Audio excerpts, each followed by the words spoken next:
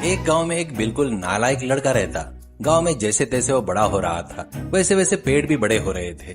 पेड़ों की वजह से कम लोगों को छांव तो मिल जाती, लेकिन इस लड़के से किसी को कोई फायदा नहीं हुआ था।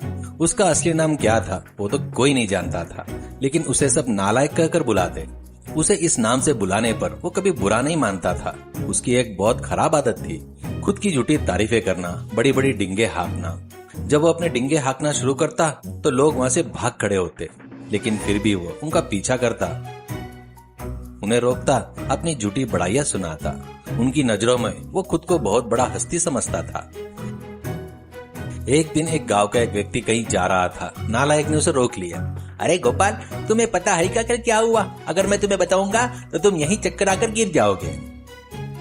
ऐसा तो रोज होता है ना, मुझे बहुत जरूरी काम है, मुझे जाने दे भाई। अरे यार थोड़ा रुको बाबू, क्या काम है? आज नहीं तो कल हो ही जाएगा ना। लेकिन आज मैं जो बताने वाला हूँ उसे सुनने के लिए बहुत बड़ी किस्मत चाहिए भाई। ऐसा लग रहा है कि तुमने ठान लिया है कि जब तक मैं नहीं सुनूंगा तुम मुझे छोड़ोगे नहीं। ठीक है, मेरा कर्म भोगना तो पड़ेगा ही ना। तो बता क्या है भाई।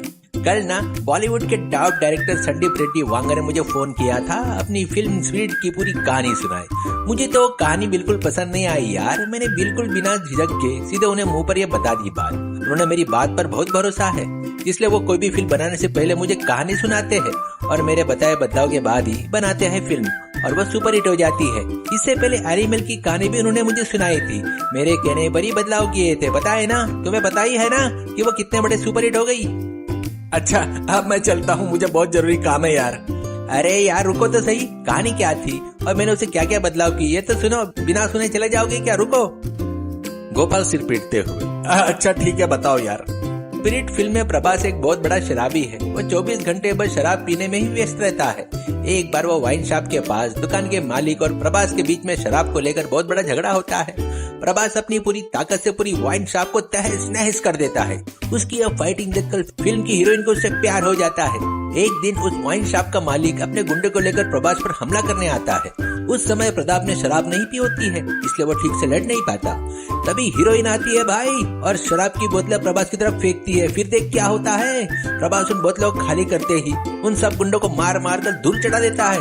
तभी अरे बाबू बस करो अपनी ये शराब की बातें। ये कैसी अजीब कहानी है, बिल्कुल पागलपन है। और इस बकवास कहानी में तुम्हारे दिए हुए बदलाव क्या है? क्या पूरी फिल्म शराब की इर्द गिर्द घूमती है क्या? अरे फिल्म का नाम ही स्पिरिट है ना, स्पिरिट का मतलब शराब होता है भाई, इसलिए उन्होंने यह नाम रखा। वैसे तुम्हें ये कहानी कुछ खास पसंद नहीं आई ना? देखा हम दोनों की पसंद कितनी मिलती है। और सुनो भाई, डायरेक्टर ने यह भी कहा कि हीरोइन एक कॉलेज स्टूडेंट होती है, लेकिन मुझे बात तो बिल्कुल नहीं जमी।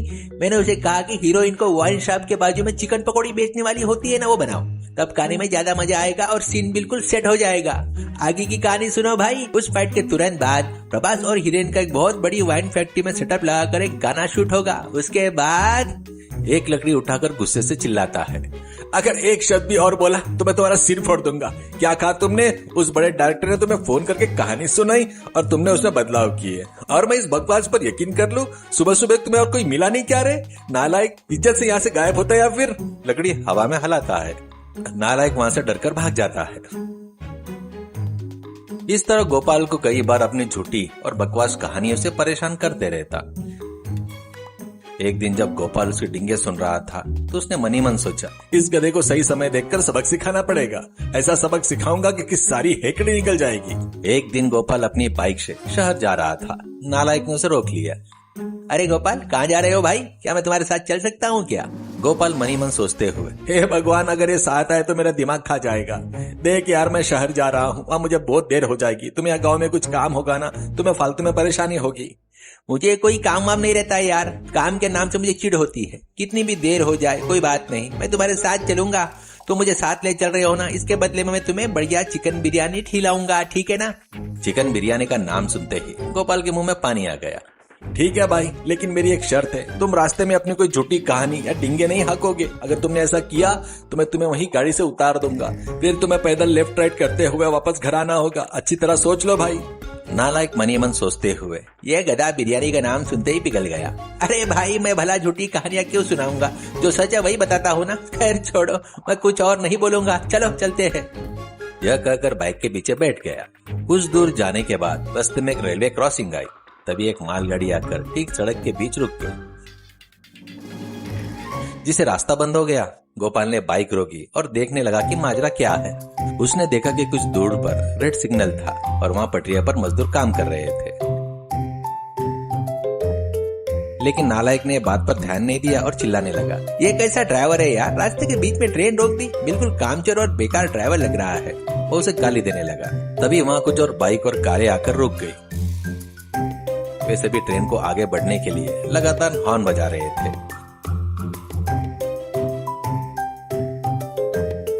तभी ट्रेन का ड्राइवर खिड़की से बाहर झुका और सड़क के किनारे लगे समोसे के ठेले वाले से, अरे भैया समोसे तैयार है क्या? अगर है तो 10 पैकेट पैक कर दो, मैं लेने आ रहा हूँ।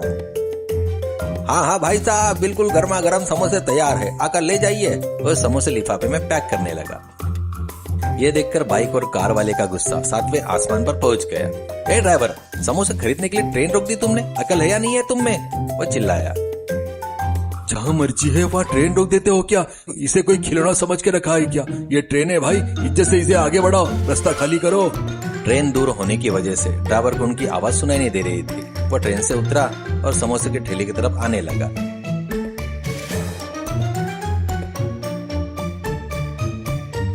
यह देखकर नालायक को बहुत गुस्सा आया। उस ड्राइवर को देखा तुमने? समोसे के लिए पूरी ट्रेन को रोक दी। क्या यह उसके बाप की गाड़ी है? बहुत चर्बी चढ़ गई है उसको ऐसी की तैसी। ऐसे लोगों को सबक सिखाना जरूरी है, इसे छोड़ना नहीं चाहिए। यह सुनकर गोपाल के दिमाग में एक तरकीब आई। हाँ भाई, तुम बिल्कुल सही कह रहे हो, ऐसे लोगों को सबक सिखाना ही चाहिए। तुम एक काम करो, अपने मोबाइल के कैमरे में इसका पूरा वीडियो बनाओ और सोशल मीडिया पर डाल दो। एक झटके में उसकी नौकरी चली जाएगी। सिर्फ यही नहीं, तुम्हारा यह वीडियो सोशल मीडिया पर वायरल हो जाएगा और लोग कहेंगे नालायक कोई मामूली इंसान नहीं है, वो तो नेशनल और इंटरनेशनल स्टार बन गया है। जल्दी चलो, जल्दी करो। उसने मोबाइल निकाला और वीडियो रिकॉर्ड करने लगा। उसने वीडियो में रिकॉर्ड किया कैसे ट्रेन ड्राइवर आया, समोसे वाले को पैसे दिए, समोसे लिए, वापस ट्रेन पर चढ़ गया और अंदर जाकर दूसरे ड्राइवर के साथ समोसे खाने लगा।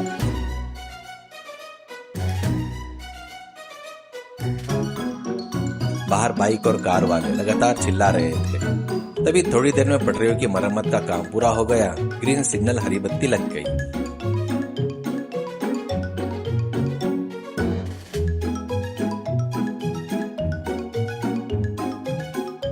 गोपाल ये देखकर मनी मन हंसने लगा। ट्रेन धीरे से आगे बढ़ गई। अरे नालायक, इतना बेहतरीन वीडियो पूरे देश में आज तक किसी ने नहीं बनाया होगा ना। आज हम शहर नहीं जाएंगे तो भी चलेगा। ये वीडियो ज्यादा जरूरी है, इसे तुरंत सोशल मीडिया पर पोस्ट करो और साथ में एक अपना संदेश भी रिकॉर्ड कर लो। चलो मैं तुम्हारा वीडियो बनाता हूँ। वे दोनों बाइक से नीचे उतरे।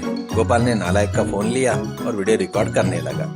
प्यारे दोस्तों, देखा आपने ये घोर अन्याय, देखा आपने ये तानाशाही। सिर्फ समोसे खरीदने के लिए पूरी ट्रेन रोकने वाले ड्राइवर को क्या कभी किसी ने देखा है? ऐसे निकम्मे लोगों की वजह से आज हमारा देश पीछे रह गया है। इसे जहाँ मर्जी वहाँ रोकने का हक किसने दिया? कितनी हिम्मत है इसकी? यह सोचता है कि इसका कोई कुछ नहीं बिगाड़ सकता। लेकिन सुन लो भाई, तुम जैसे लोगों को सबक सिखाने के लिए मेरे पास एक बहुत शानदार इंसान अभी जिंदा है। वह और कोई नहीं, मैं हूँ। और हमारा रेलवे डिपार्टमेंट क्या कर रहा है? सो रहा है क्या? रेलवे मिनिस्टर क्या कर रहे हैं? मेरी मांग है कि इस ड्राइवर को तुरंत नौकरी से निकाला जाए और जब तक ऐसा नहीं होता रेलवे मिनिस्टर को अपना पद से इस्तीफा देना होगा। यही मेरी मांग है। जोर जोर से हाँफते हुए उसने वीडियो खत्म किया और पानी पिया। अरे वाह, क्या शानदार बोला है नालायक। मुझे तुम्हारा भविष्य आईमैक्स स्क्रीन पर बिल्कुल साफ दिखाई दे रहा है। इस वीडियो से पूरा देश हिल जाएगा। तुम बस इसे अभी कभी अपलोड कर दो, तुम रातों रात एक नंबर 1 यूट्यूबर बन जाओगे। नालायक खुशी से फुला नहीं समाया। उसने तुरंत वह वीडियो सोशल मीडिया पर शेयर कर दिया। गोपाल ने शहर जाने का प्लान कैंसिल किया और बाइक वापस गांव की तरफ मोड़ दी। बाइक के पीछे बैठकर नालायक लगातार अपने फोन के वीडियो के बढ़ते व्यूज देख रहा था। कमेंट में लोग उसकी खूब तारीफ कर रहे थे, जिसे देखकर वो बेहद खुश था। उस रात नालायक को खुशी के मारे नींद ही नहीं आई। वीडियो पूरी तरह वायरल हो चुका था, व्यूज लगातार बढ़ रहे थे और कमेंट्स की बाढ़ आई हुई थी। ऐसे में नींद उसे कैसी आती? वह पूरी रात फोन देखता रहा और सुबह के वक्त उसकी आग लग गई। सुबह के 10 बज रहे थे तब गोपाल उसके घर आया और उसे जगाया। तभी नालायक का फोन बजा। उसने फोन उठाया। फोन पर, हेलो, हाँ मैं नालायक बोल रहा हूँ, बताइए। अच्छा, हाँ हाँ ठीक है। आप मुझे अपनी गूगल लोकेशन भेज दीजिए, मैं खुद आ जाता हूँ। अरे नहीं नहीं नहीं, आपको यहाँ आने की जरूरत नहीं है, मैं खुद आ जाता हूँ ना। उसने फोन रखा। अरे गोपाल, जैसा तुमने कहा था, मैं सिर्फ नेशनल नहीं इंटरनेशनल स्टार बन गया हूँ। मेरा कोई सम्मान करना चाहता है, उन्होंने मुझे बुलाया है, उन्होंने गूगल लोकेशन भेजी है। चलो जल्दी चलते हैं। गोपाल बाइक चला रहा था और नालायक पीछे बैठकर रास्ता बता रहा था। अरे लेफ्ट लो, अब राइट लो। आखिर बाइक एक पुलिस स्टेशन के सामने आकर रुक गई।